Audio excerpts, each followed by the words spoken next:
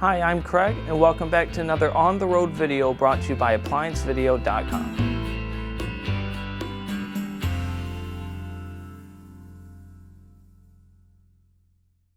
Today we have a KitchenAid refrigerator built by Whirlpool that's having a problem where it will intermittently shut down. Nothing will work. The customer will wake up at 7 in the morning, find that the refrigerator is shut off, everything will be thawing, and then for no rhyme or reason, it will come back on. Now, this refrigerator does have a high voltage board. The high voltage board has a tendency to cause the display to not work. It will cause the unit to shut down and not send any power to the compressor. So today we will be doing a video on how to replace the high voltage board as well as how to program the high voltage board. To begin, we must first access the back of the unit. Stop. Before beginning any repair, always be sure to disconnect the power to the appliance. It is also recommended to test the outlet for the proper voltage.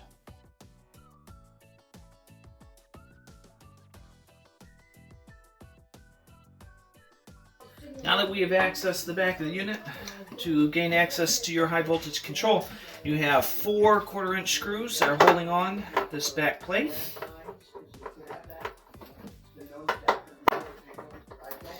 Make sure you're very careful with the water line right here, as the metal is extremely sharp. When you pull it off, you don't want to slice it.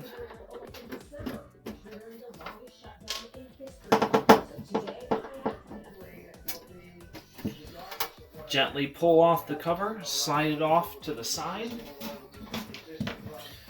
Now, to access the control from here, we do have a plastic cover that is over. You will have to use something to press in. Go more toward the bottom of the top of this divot and press back to release the tab and slide off and set the plastic cover aside. Now we have gained access to the high voltage board. These Molexes can only go in one way, so you do not need to take a picture to refer back to. Just simply pinch them at the locking tab, give it a little twist, and start pulling them off.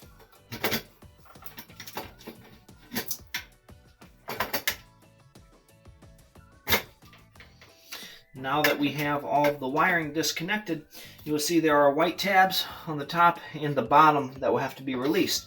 Once we release these, we will pull off this way to the side and slide out because it is slid into some notches on the back side. So use something like a tack puller or a flat blade screwdriver to push up on the locking tabs. Try to grab a hold of it to pull it forward. Do the same on the bottom locking tab. Push down. The relays are a great spot to pull from because they're a lot sturdier than the capacitors.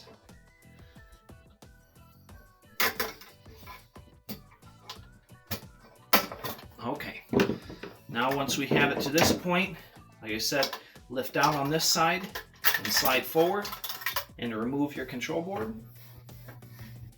It is highly recommended to do a good visual inspection on your new control. Make sure there are no terminal marks where it could have been previously installed. Now, your 3 relays, there's one with a gap. This is on your left hand side and it slides in on your right hand side. So start sliding in. We will get it into place. And the center has a plastic tab that slides through a hole on the control board. Line it up. Make sure you press your fingers right where these tabs are when you're pressing it back so you do not cause any damage to the control. If you have to, press down on the tabs when you're sliding it back in. Top's locked in, bottom's locked in. Now reinstall your Molex connectors. None of these should have to be forced in, just slight pressure. So if it's anything tough, if there's more than just slight pressure, push it in. Do not go too far so that you do not bend the pins or separate the solder on the back.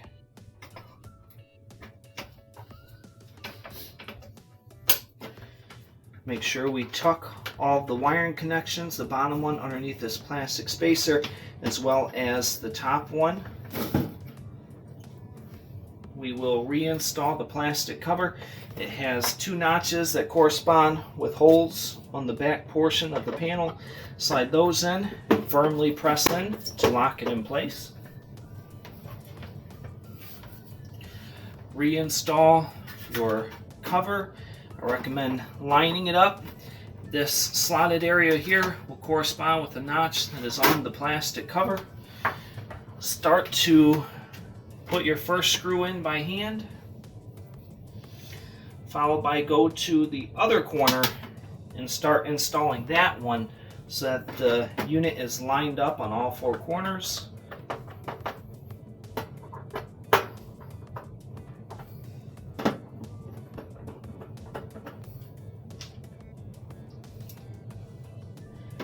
Reinstall your last screw. Now we can plug the unit back in and return to the front. Now that we are back at the unit, we do need to program it. You will see that it shows PE and then a set number of zeros. Now to go into programming mode on this, first must press and hold water. Press the lower level key here, let go of water, and hold the lower level key. But you have to do it in a quick sequence. So water, lower level key, let go of water, keep holding that, pops up with PE. Now to verify that we are into programming mode, you will have to press the lower level key one more time. It will come up with a set of digits, but they are no longer flashing. You'll notice there's also a decimal point. We will have to move across here when setting in which numbers we want.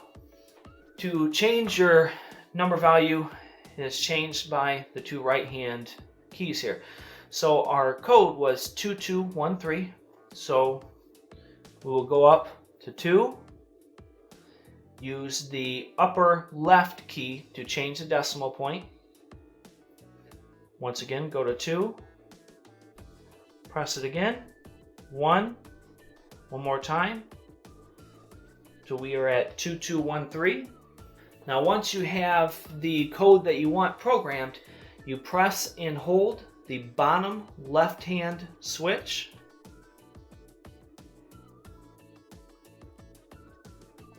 It will begin to flash.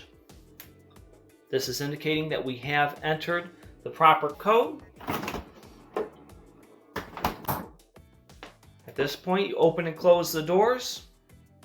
It will reset the unit. Monitor for your compressor to come on, and this will complete your repair. Thank you for watching another quality video brought to you by ApplianceVideo.com.